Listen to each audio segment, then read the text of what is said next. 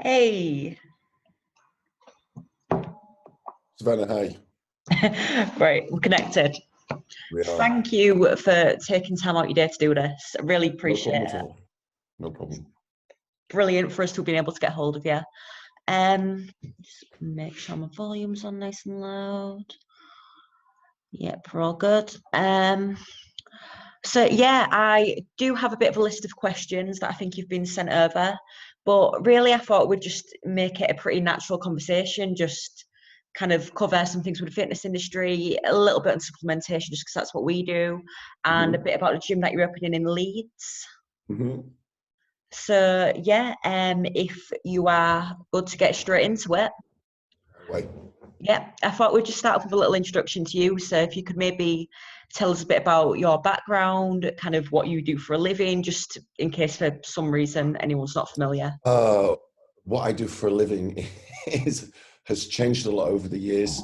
My name is Nick Mitchell, clearly.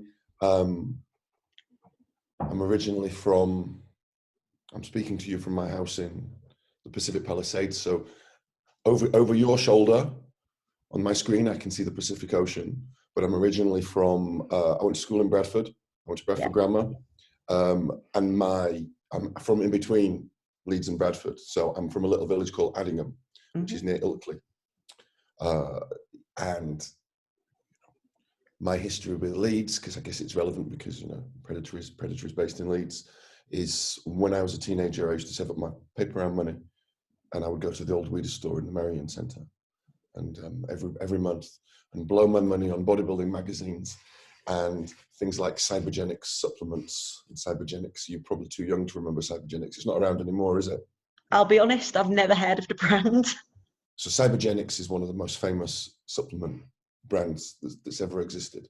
And they had the greatest marketing campaign, one of the greatest marketing campaigns, bar none, and it suckered in hundreds of thousands of young men into spending hundreds of pounds at the time and wasting it on a great training program but you got some results because the training program was so hard. So it was an extreme training program and ridiculous before and after photographs with some of the main protagonists I'd see going into the gym. Later on, I'd see going into the gym. I was in London to get the bag of steroids, not the Cybergenics. It was one of those things.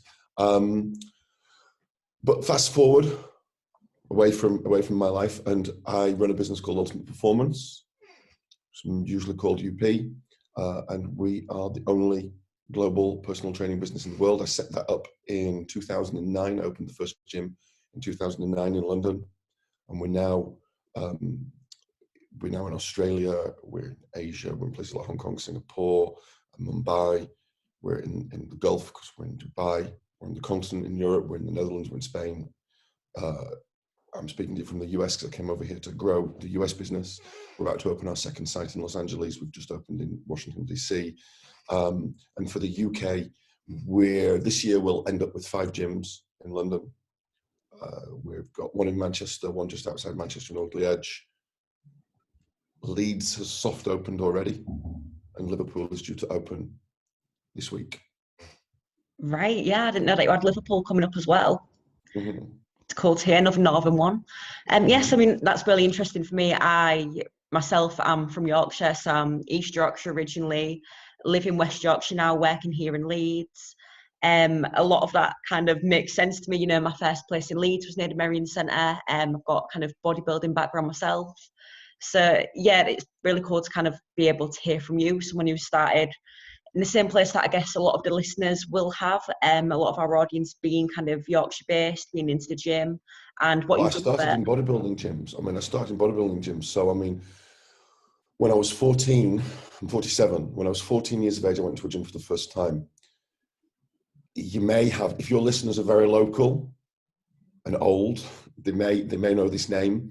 I went to a gym called Ollie Carner in Ilkley. And Ollie Carner was set up by a guy called Tony Emmett. And Tony Emmett competed. Tony Emmett was a Mr. Universe who competed in the Mr. Olympia contest in at least 1979 and 1980. So he was one of the earliest of the top British bodybuilders. That was more like a health club. I got kicked out of that. It's the only gym I've ever been kicked out of. I got kicked out when I was 15 or 16, and I'm not exaggerating, got kicked out for training too hard. The woman there kicked me out for training too hard. She said it was a bad example for the other members. Can you imagine that? Kicking out a 16-year-old of a gym for training too hard. That business didn't last, and I'm not sad to hear that. That was long after Tony Emmett had left, by the way. Long after that, I never got the pleasure to meet him. From there, I went to a gym called Phoenix Gym in Bradford, near the old Sunwin House. Again, that was a very famous gym with a lot of famous bodybuilders, famous Yorkshire bodybuilders at the time. Ian Harrison, who went on to compete in the Olympia. Basil Francis was there, a guy who won the Universe and the Pro Universe, that kind of thing. And that was my real introduction. And then when I'd come back up home, say from university or to visit my parents, I gravitated towards training in two gyms. I either trained in Yeadon at a place called Pro Fitness that had lots of different owners over the years, or I trained at a gym that I think has changed hands, but maybe still going, called Altered Images for a little while. Yeah. On and off in Pudsey. Mm-hmm. Yep, I've definitely heard of that one. So seems still Those to were go the best in. gyms. All these gyms were the best gyms. And I trained for years and years, 20 plus years at Muscleworks Gym in Bethnal Green in East London. Yes, I've been there. These were the gyms where I learned. I wasn't a trainer. I had a corporate background. I had a very different background. But these were the gyms where effectively I learned my trade and I learned what training was all about. That actually leads me very nicely into what I was going to ask you next. So you've kind of name dropped a few gyms there. I myself have been very lucky. I've trained all over the place. I've trained gyms from Newcastle to London, everywhere in between. And I think what you do notice when you're quite into your training, you'll go into a gym and you go, oh, well, I loved that about this gym, but I hated that. Or this was amazing about the kit that they had. This was amazing about the atmosphere. I loved that about the staff. But it's always kind of pros and cons. There's never the perfect gym. So I guess from your experience of training at so many gyms around the world, what have you taken from them? What have you applied to your own gyms, and what have you hated, such as training too hard? It's horses for courses, first of all. Mm-hmm. It's horses for courses. So what works for me will not work for everybody else. The best gym, I've trained everywhere. I didn't train at Gold's Gym in Venice in its heyday. I first went there in 1990. I first went there at the same time that Princess Diana died. I was there when she died. So that's 97. And they gave me a free 1 week membership because I was a big guy.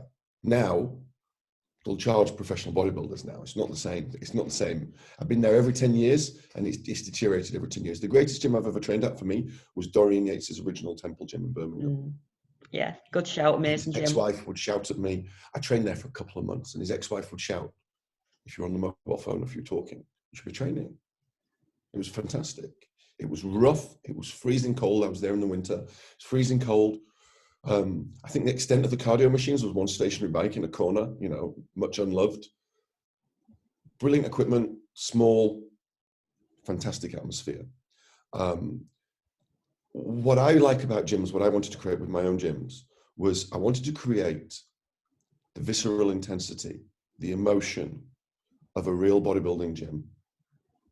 And real bodybuilding gyms meaning a Temple Gym. It even means Phoenix from Bradford. It certainly means Muscleworks at its best.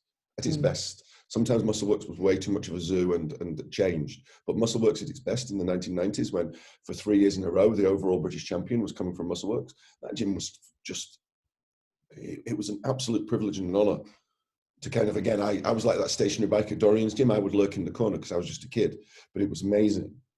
I wanted to take that. I wanted to take the friendliness, the camaraderie of that, but I wanted to put it into, in all honesty, a more professional setting, because we're talking about personal training and we're talking about expensive personal training. We're never the cheapest trainers in town, that's for sure. We're always amongst the most expensive.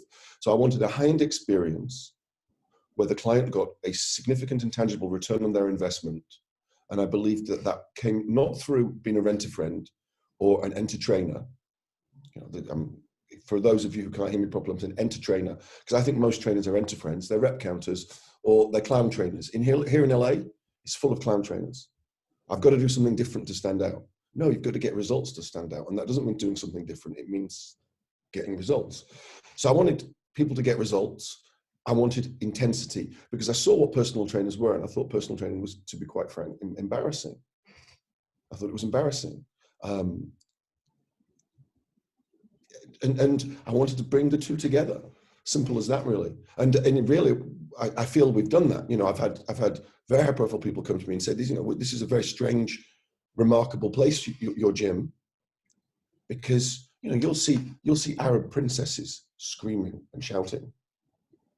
That's what I want. A gym. What a gym should be, Savannah, in my humble opinion, it should be a place where the person using it feels unfettered, where they feel free to train however they want. You want to make noise? Fuck it. Make as much noise as you want.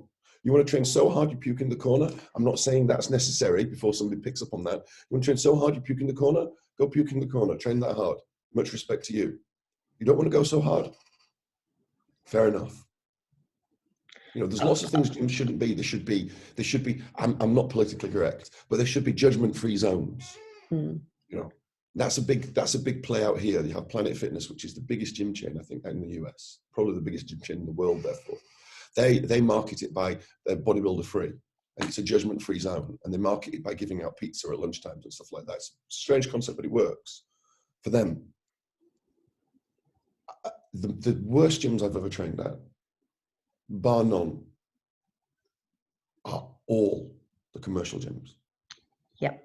All the commercial gyms. The only time I've had rows, I've had arguments in gyms, I've seen fist fights,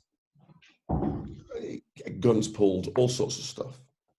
But this is with people. So I've seen really rough, bad behavior in the rough gyms. But these are between the men who would take that behavior outside, if that makes sense, right? They'll be doing it wherever they are. The worst behavior in general that I've seen, the rudest, most unwelcoming behavior is in commercial gyms. You can't work in on a piece of equipment. You know, you can't work in on a piece of equipment with anybody in a commercial gym. You can't if probably you can, right? Because you've got certain advantages that I haven't got. But me, I can't work in. I could never work in on a piece of equipment with somebody because you'd ask them as politely as possible with a smile on your face, how many sets have you got left on there? Nothing wrong with asking that, right? It's a normal thing to ask. And you'd get attitude probably from insecurity. So commercial gyms, I don't like. They serve a purpose. As I said, it's horses for courses, but they're not what I want to see in a gym. Because what I want to see in a gym is every single person lifting everybody else up. You know, I want to see energy. I want to hear the energy. A gym should not be a morgue. It should not be a library. I want to hear that. Everybody doesn't have to be loud. You don't have to scream. You don't have to shout. What you have to do is you have to do you. You have to do you. And that's what's lacking in most gyms. And that's why I will always gravitate more towards the bodybuilding gyms. And it's also why, for example, I think CrossFit has done so well. I'm not an exponent of CrossFit, but I think some of the stuff that they've done is fantastically smart. And it's that camaraderie, team spirit, visceral intensity, visceral emotion. Yeah, I love a gritty old bodybuilding gym. I mean, this weekend I trained at somewhere called Steel City in Middlesbrough, and it's the sort of gym where there's things that are rusty. It's been a long time, right? Yeah, like you need to wash your hands 3 times after you leave because it's that dirty. You know, the plates are clanging. You're not scared to grunt. And I do agree, in commercial gyms you have more people kind of approaching you when it's not wanted because they're not there for the same reasons. For them, they're there to tick off, yeah, I've been to the gym today. They're not there to train for a purpose.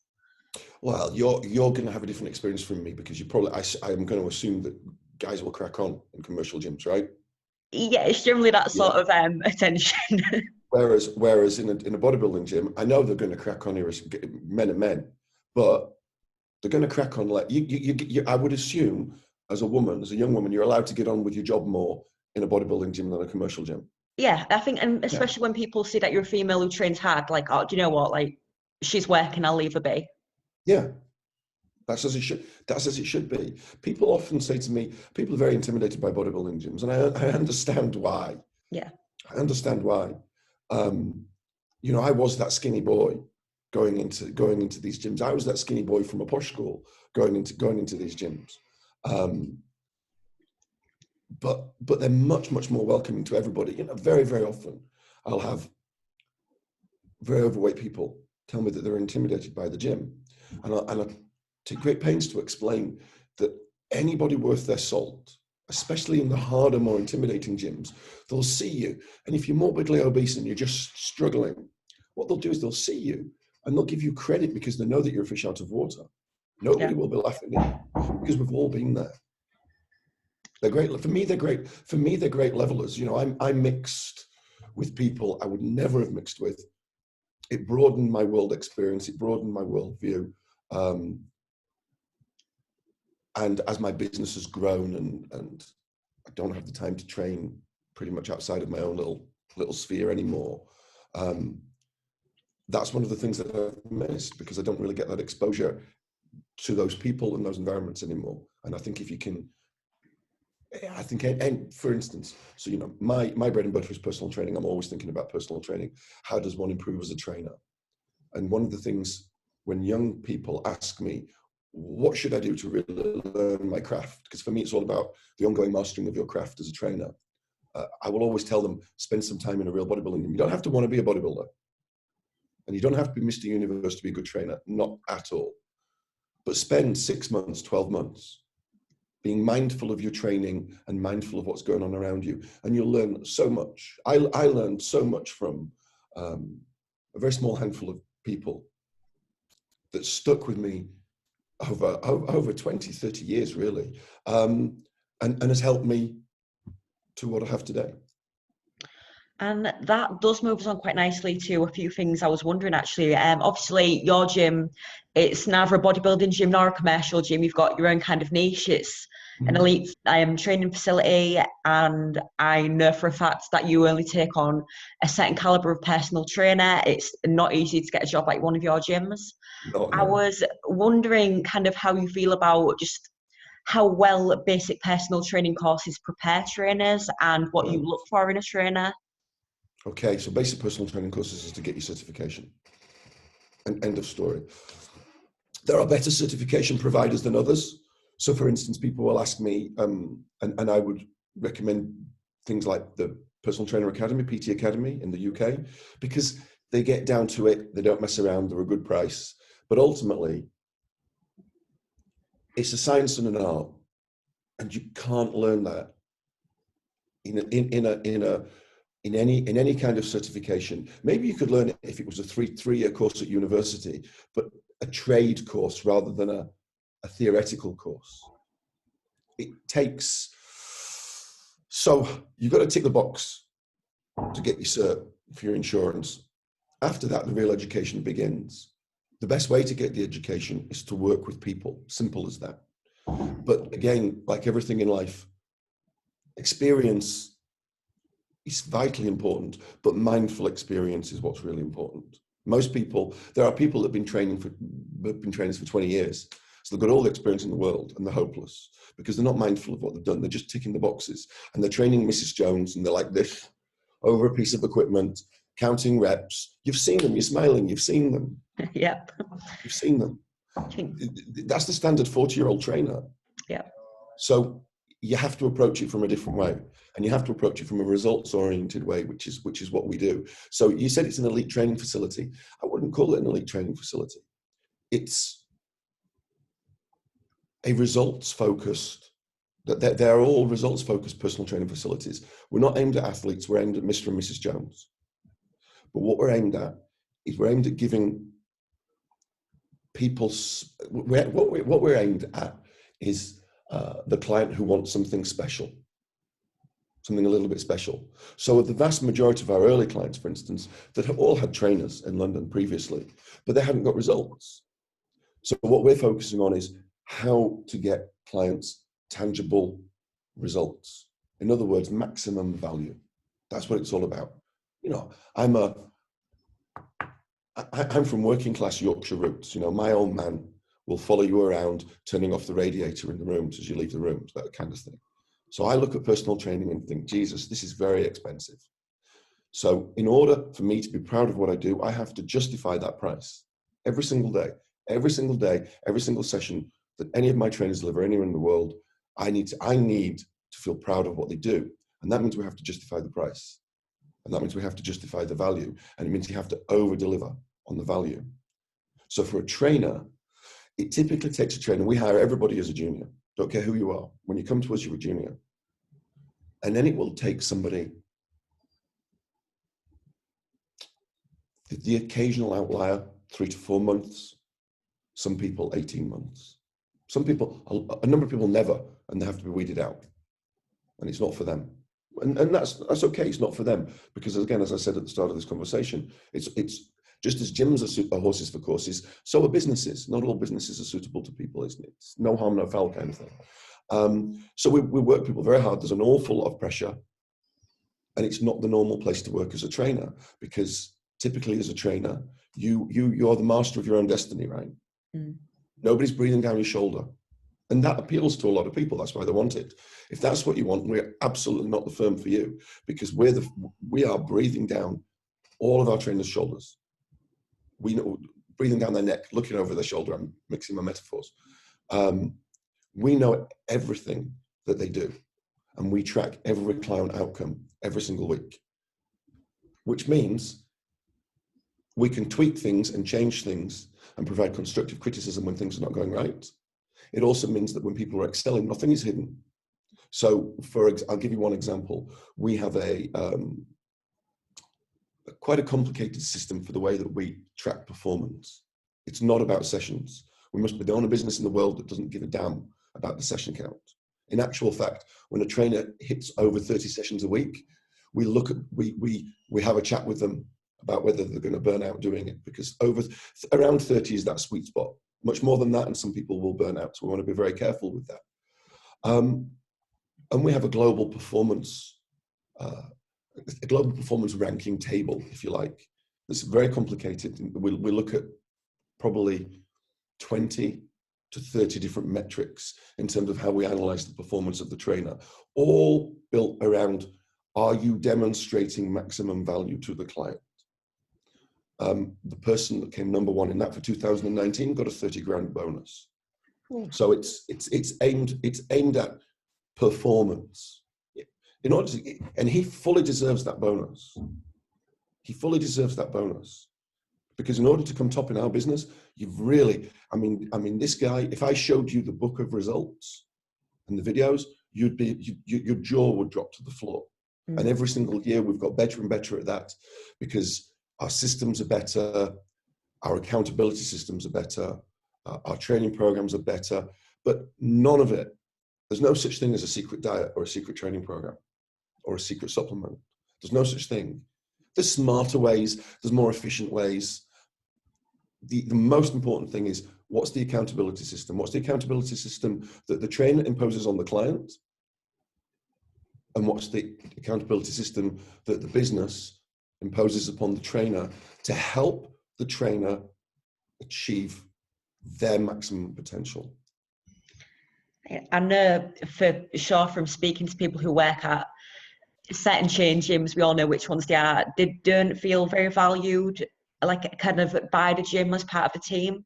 So I'm sure that gives people a lot of, what it can be like as a personal trainer if you do get in at the right gym, if you do work hard, and kind of they're not valued. But I'll tell you this. I think this, and this is an important question for any trainers in the audience. Trainers are not valued by commercial gyms. Everybody knows this. Mm. The model is broken. The model is broken. The freelance, we've got room on the gym floor for 10 trainers. We've got enough business for 10 trainers. So what does the gym do? 25 trainers on the gym floor, because they don't give a shit, right? They couldn't care less. It's just about money. But here's the problem. It's a chicken and egg problem. The commercial gyms, we have many clients who are in very senior positions across businesses. So one of our clients in the UK, they own one of the biggest high-end gym chains in the UK. Mm. And in conversation, what they've said is very clear. We don't invest in the trainers. We don't care about the trainers. But here's why. From their perspective, we don't care about the trainers because the trainers don't care about us. The trainers are not loyal and the trainers are not honest. And again, I'm not calling trainers dishonest or disloyal, but all trainers listening to this, if they work on the gym floor, they will be able to, and they've got any experience, will be able to think of dozens of examples of trainers who've shown no loyalty whatsoever to the gym. Now, they'll counter it with well, the gym hasn't shown me any loyalty, so I'm not going to show it loyalty. And now we've got the chicken and egg problem. At some point, somebody has to go, I'm going to invest in you. So what I've done with my business, the way I looked at my business, the reason I set it up with two fundamental principles. One, maximum value for the clients, as I said at the start of the conversation. Two, I looked at what the personal training careers were like, and I thought, this sucks. I thought, this is terrible. There's nowhere to go. You're purely trading time for money.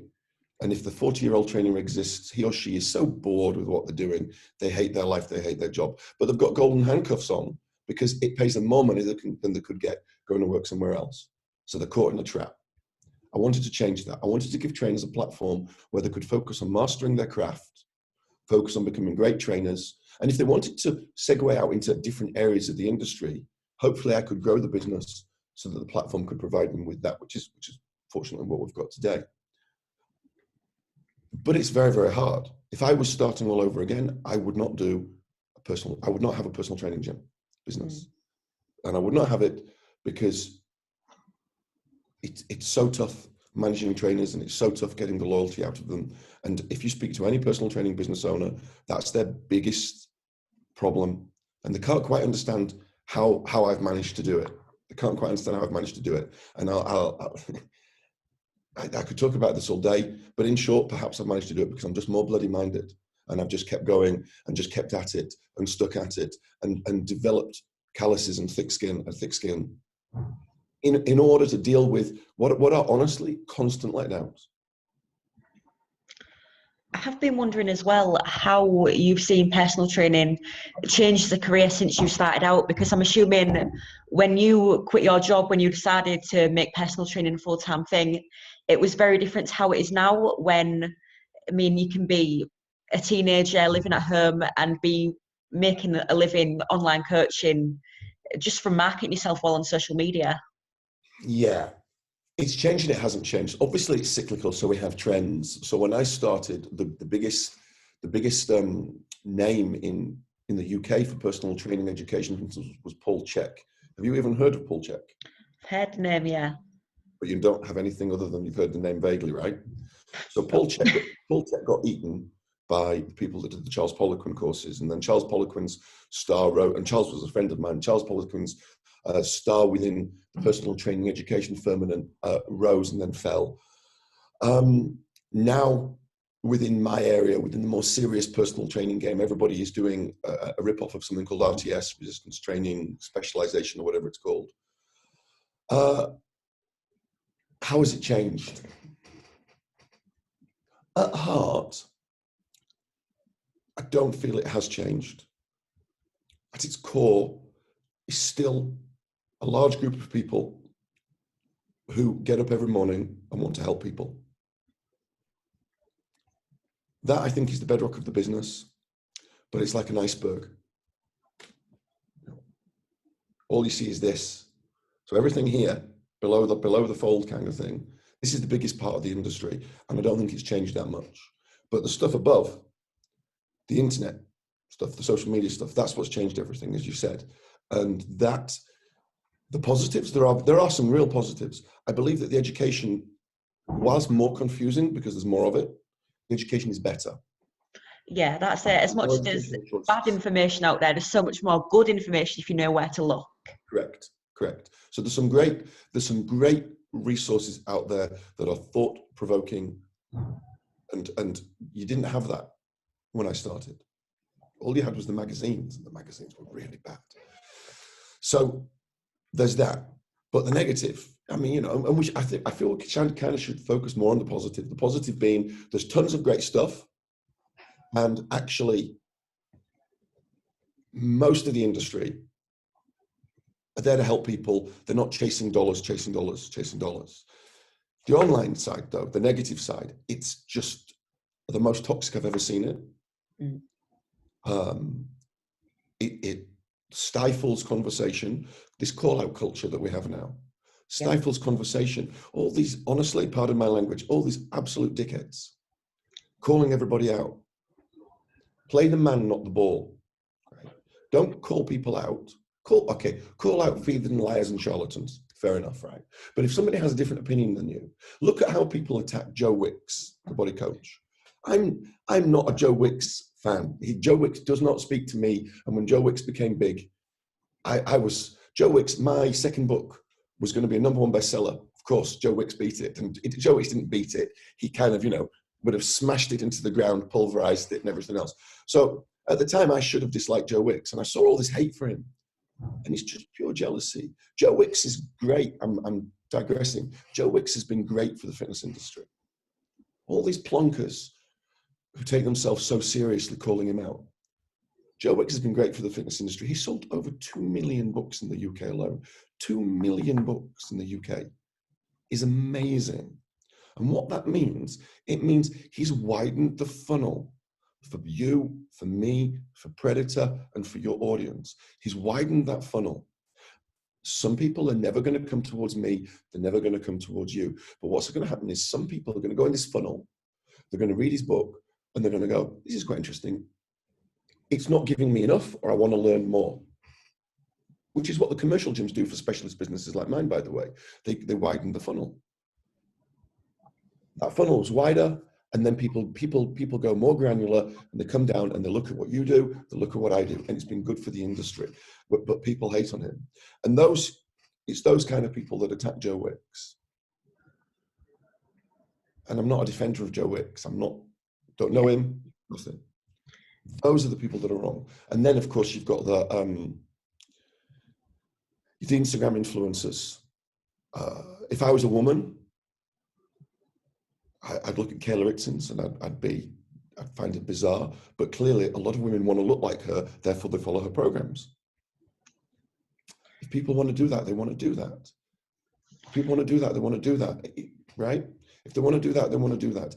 The worst women are the women who are selling booty programs with Brazilian butt implant lifts, selling booty programs. I genuinely do think those people should be called out. I really do.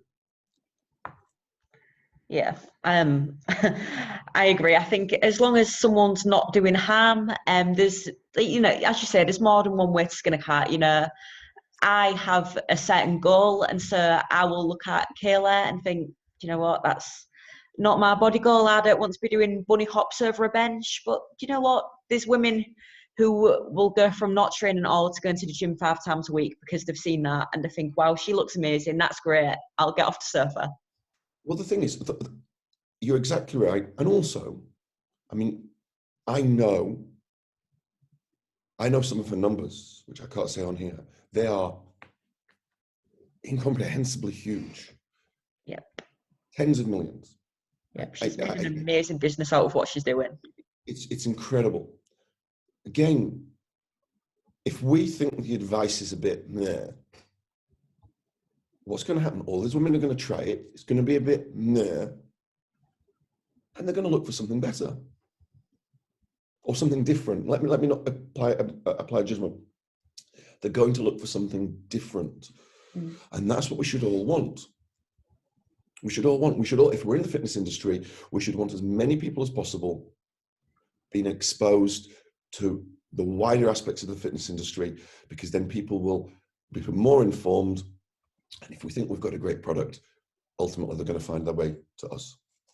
Yeah. I think that's pretty much sums that up quite nicely. What is good in the fitness industry right now, the kind of people we might want to avoid. And so I'm just going to completely turn it on its head right now. So as a personal trainer, as an online coach, as someone working in the industry, what would you look for in a good client, or what would you see as a red flag? Well, first of all, I'm not an online coach. I have a problem with I think the online training industry is it's really bad. Mm. I think it's very really unregulated. bad. Well, that's the problem with the personal training industry, full stop. So if you accept that the problem with the personal training industry is it's unregulated, and I'm talking one-to-one now, and everybody has so many horror stories about one-to-one. Online makes it even less accountable.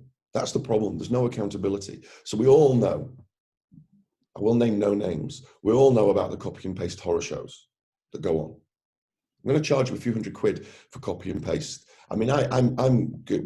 My business, we're going to expose somebody soon, just because they've basically stolen all our photographs and stolen all our copy. So we bought a program off them for £50 to see what they do, and it was 200-word email. That's what it was, 200-word email. Incredible. So I think online coaching is a thing. I also would say to your audience, because I know a lot of people have been attracted to this whole online coaching thing, be very, very, very careful, because it's going to blow up. It's super saturated. There are a number of businesses that are doing the same or more in terms of volume of numbers of people coming through. But because the cost of advertising has gone up and up and up, because competition is ramping up, their profit has gone down 75%. And that's only going to get worse. And then what's going to happen is Instagram, that's owned by Facebook. What Facebook did, 2011, 2012, they sucked everybody in. They had huge organic reach, and then they started to cut the organic reach and cut the organic reach and cut the organic reach. And that's what they're doing with Instagram now. Facebook own Instagram. Soon enough, with Instagram, it's going to be advertising only. Yep, I know a lot of people have seen that from their insights. Unless they are constantly putting money into boost posts, they're just not coming up on the algorithm anymore. Yep. I've seen my own my video views on Instagram are down 20%, but my audience has grown 20%. So they're squeezing, and everybody wants to be the rock, and there's only one. There's only one rock. So the online game is something that I think there's going to be real blood in the water, and I think it's damaging a lot of careers, because people are thinking that they can live by the beach and be online trainers and make a lot of money, and it doesn't quite work that way. So there's that. Now, what was your question? Because I talked about online training. What was your question? So we are assuming that someone is established in the industry, they're a personal trainer, they've already got a good amount of clients, and someone is approaching them for training. What would you look for in a good client, or what would you say, do you know what, I'm sorry, my books are full, quote unquote, to kind of get them to go away? Well, that's a tricky question, isn't it? I'll never turn business away. The red flags would be how much they're complaining before the start. That would be the red flag. Are they complaining? Are they asking about what can I do to get my money back before they've started? That kind of stuff. That would be a red flag. But honestly, any trainer can get results out of a robot. The greatest client for getting results is a robot client. So the contest prep trainers, they're not going to like this. You know what? It's the easiest job in the world to be a contest prep trainer. Easiest job in the world. If you work with someone who is willing to eat that, then you have got the easiest job in the world. And that's most bodybuilders. Most bodybuilders, if you say you are eating dirt and you are getting on that Stairmaster for 3 hours, they'll say, okay, do you want me to do it twice? Yes. We call them robot clients. So as personal trainers training the general public, there are always robot clients. And these are the people that any fool can get a result with. The great trainers are the ones that can get results with the difficult clients. And the difficult clients come in all shapes and forms, because people come in all shapes and forms. And what it's all about, it's about finding the way to get a buy-in. How can you get a client to trust in your process? And how can you as a trainer adapt your process to suit that client? That is everything in the business. That's it in a nutshell. That's it in a nutshell. So very, very simple to talk about, to execute very, very tough. Because what you have to do, again, as simplistically as possible, it all boils down to how good are you at showing the client that you care? And this is something that ultimately is very difficult to game. It's very difficult to fake. So it really has to come from, it has to come from here. And that's what makes a great trainer. The trainer doesn't have to like the client. You have to have, there has to be respect, mutual respect. You don't have to like each other. You don't have to be friends. That's where people go wrong. A great lawyer is not a friend with his client. A great surgeon is not a friend. Well, a surgeon is a wrong thing. A great accountant that advises you and helps you run a business, she doesn't have to be friends with her clients, right? It's none of that. Your position as a trainer is you're a trusted advisor. You're not there to be the friend of the client. You're there to tell the client what the client needs to hear, not what the client wants to hear. And you're there to get a response from the client. So this is where life skills come in as well. Because of course, the more life skills you have, the more you're able to adapt your message, the more you're able to adapt the message to get inside the person's head. See, listening to that, I know for me that is where I would not be a very good personal trainer, because I know that I can work with robots. I know that if I give someone a plan and they will do it, I'm great. If someone's not adherent, if someone's not compliant, if they come back to me and say, oh, do you know what, Savannah, I really fancied having a pizza with my boyfriend last night, I'd be like, well, no, that's it. See you later, we're done. Yeah, but it's because it's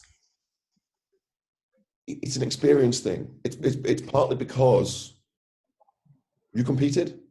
Yes. Yeah, it's because you competed and all this stuff, right? So it's hard to put yourself in that Yeah, thing. I don't have that empathy. No, but see, that's quite unusual because, for instance, there are. I'm not supposed to say this kind of thing, but I don't care. I'm going to say it. There are difference between. I'm generalizing. There are outliers on all sides, but there's difference between male and female trainers. Mm. Male trainers are better at some things. In general, male trainers are better at dominating the client in the session. Male trainers are better at selecting load, for instance, right? As one little thing.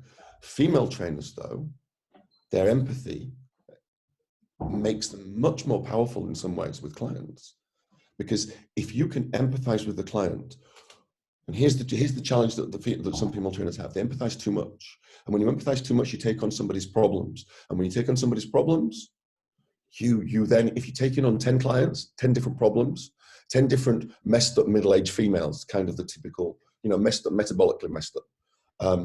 You take all this on, you burn out really fast.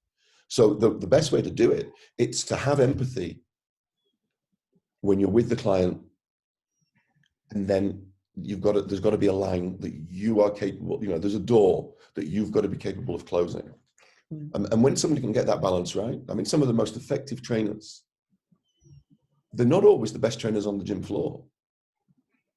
They're very effective at getting inside the client's head. And so it's a real balancing act. And what this speaks to, it speaks to the complexities of being a good personal trainer. Anybody, my grandma's 98. She's just down the road from you. She could do a weekend course online, and Fitness First would give her a job if she paid the rent. It's that bad. It's that bad. Anybody can be a personal trainer because the barriers to entry are non-existent. But being a good personal trainer is really, really tough. And nobody really realizes how hard it is until they've done it. I guess last kind of question, and I will start wrapping up because I'm aware of how much of your time I'm taking up. So obviously your past is competitive bodybuilding. I myself am in my 5th year. As I say, I am that robot type client. You're kind of out of that side of things a little bit more now. I think you do a few different sorts of training, more like kind of longevity stuff, doing things that you enjoy. For me personally? Mm-hmm. Okay. Yeah, a bit less kind of bro style training now. No, I mean, I love bodybuilding training. I love bodybuilding training. So I should do more classic strength training and more mobility stuff. I've just had some help with a program from a really, really good guy who on Instagram is called the Muscle Doc. He's called Jordan Shallow. And Jordan is so I love intelligent meatheads, and you'll know what I mean by meatheads, right? I don't mean that in a negative, no negative connotation to that. I love intelligent meatheads. And so I try to train like an intelligent meathead as much as I can. But I love bodybuilding training. But for me, bodybuilding training is anything from massive high volume giant sets, the Milos Sarcev type work, through to what was the training I did kind of back in the day, and it's the training I still enjoy the most. Low volume, Dorian Yates style. Upset, back upset, bury yourself. Absolutely all out, endorphin high. Forget my worries, forget my cares. That's what I love for training. Yeah, it's not, and I kind of do that too much because I should be putting my bands on my bamboo bar and doing things like that a little bit more than I do. But no, I love that. But that's not how we train clients. How we train clients has to be different, because clients can't train that way. They can't maintain tension. They can't generate that kind of intensity. So low volume bodybuilding work, some people think it's the right thing for clients. It's not the right thing for most clients. They don't have the ability, as I said, to maintain the tension when things get tough. So it's not the right modality for somebody that's inexperienced. So I guess we'll close off moving on to the Leeds gym, because I am actually paying a visit next week. I'm going to be getting taken for a session. And I myself am a kind of Dorian Yates, Jordan Peters, top set, back offset kind of person. That is how I would train myself. What should I be expecting? It's tough.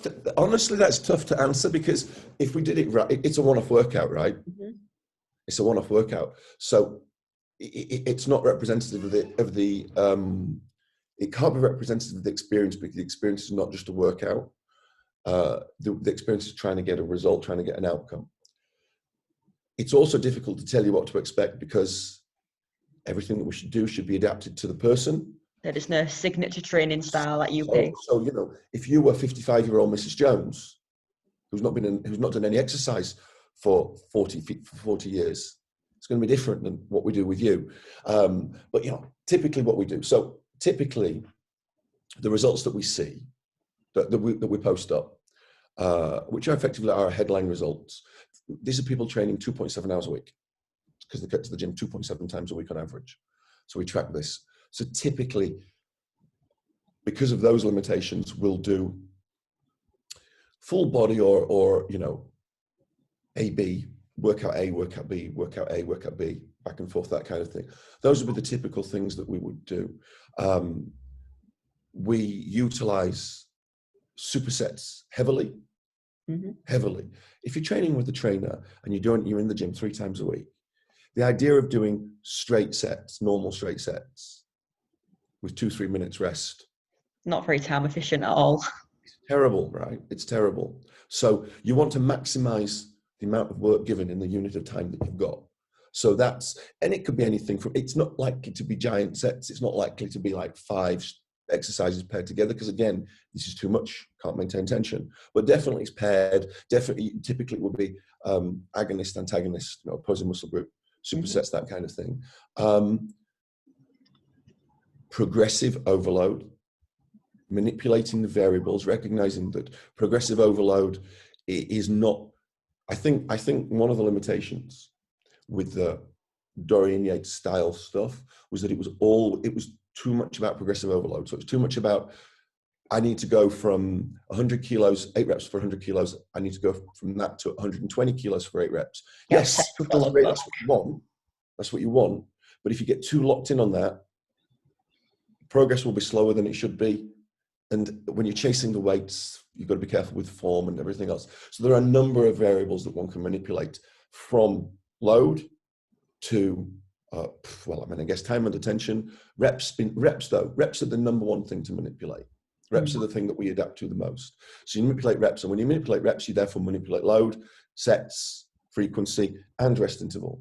And then you can also, people change the exercises too much. Yeah. You should master the exercises. Mm-hmm. So it's better to tweak exercises rather than wholesale change them. Yeah, I say this quite often, that really should just keep doing an exercise until you've completely plateaued. And that's not just 1 week of, I only matched my reps last week. It is until you absolutely cannot get a single ounce more out of that one exercise. And at that point, maybe if you've been doing deadlift, you might want to move on to a stiff leg deadlift.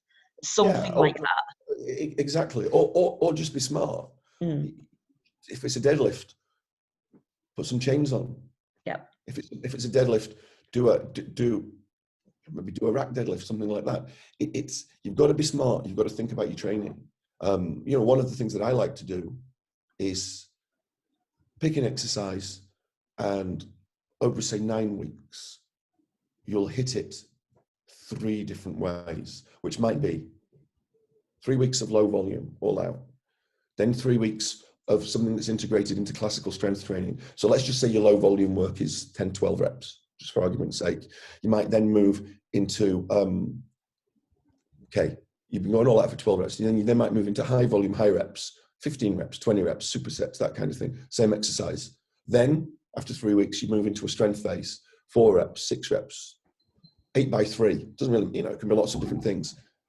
Then you're a hell of a lot stronger, and you can either stick with the exercise and go to your low volume, and you're going to be a lot stronger and shift a load more weight, or you can start to tweak the mechanics of the movement, but stay close to it. People don't do that kind of thing. And try to use your brain with training. People don't use the brain with training. Let me give you one tip: grip. So people do all this rotator cuff work, when in actual fact, activating the grip activates the rotator cuff, fires the rotator cuff up like nobody's business. So you want to be stable. You want your rotator cuff to be working well, right? When you're pressing, everything needs to be stable in your rotator cuff. You're stronger, you get in the groove better. So if you have access to thick grip implements, we use a lot of thick grip implements in the gym. If you warm up with a thick grip, because it's making your nervous system fire harder, you're going to fire off more motor units in your muscles. When you then go to your work sets, go back to regular grip. Try that. We do have some of the thick Watson dumbbells at Ultraflex where I train, and they are disgusting. It's completely changes every exercise. Warm up with the fat grips, and then for your work sets, switch to the same weight with the regular grips. Yeah, try it. You will be stronger. If you're doing any kind of upper body work in between sets, you can work your grip, not to failure. You can work your grip. You can pinch plates. You can get a towel, hang from a towel, that kind of thing. Not to failure for 5 seconds, 10 seconds. If you do that during the first 20 minutes of your workout, trust me, you're stronger for the rest of the workout, and your upper body stuff is stronger. So it's about using your brain, and it's about taking the best things from sports science and strength and conditioning, professional S&C, and trying to integrate that into what works with normal people to, as you said, make the 1 hour as efficient as possible, because that's what personal training should be all about. How do you make exercise efficient? Well, I'm definitely excited to come down next week. And for anyone who is listening and thinking, great, get me signed up, I love what this guy's about, I love what I've heard, where can I find out more about the gym, more about you? You can find about the gym, the UK business, on the website, which is www.upfitness.co.uk. Upfitness Live is the Instagram page. My Instagram, I have to think what my Instagram is. Hey Nick Mitchell is my Instagram. Yeah. I don't like Hey Nick Mitchell, but Nick Mitchell is such a common name. Nick Mitchell was gone a long time ago. Right. So, there's tons more that I could have asked today. There was more tangents we could have gone on, but I'm aware that you're a busy man, and I think that's enough for today. I think we've taken enough of your time up. But right. Yeah, we really appreciate it. Thank you very much for speaking with us. My pleasure, Savannah. Nice to talk to you. Take care. Thank you. You too. Enjoy it next week as well. Yes, I will do. So, yep. I'm not even sure what time it is there, so I'm not even sure what to say. But yeah, have a nice day. You too. Take care now. Bye-bye. Bye.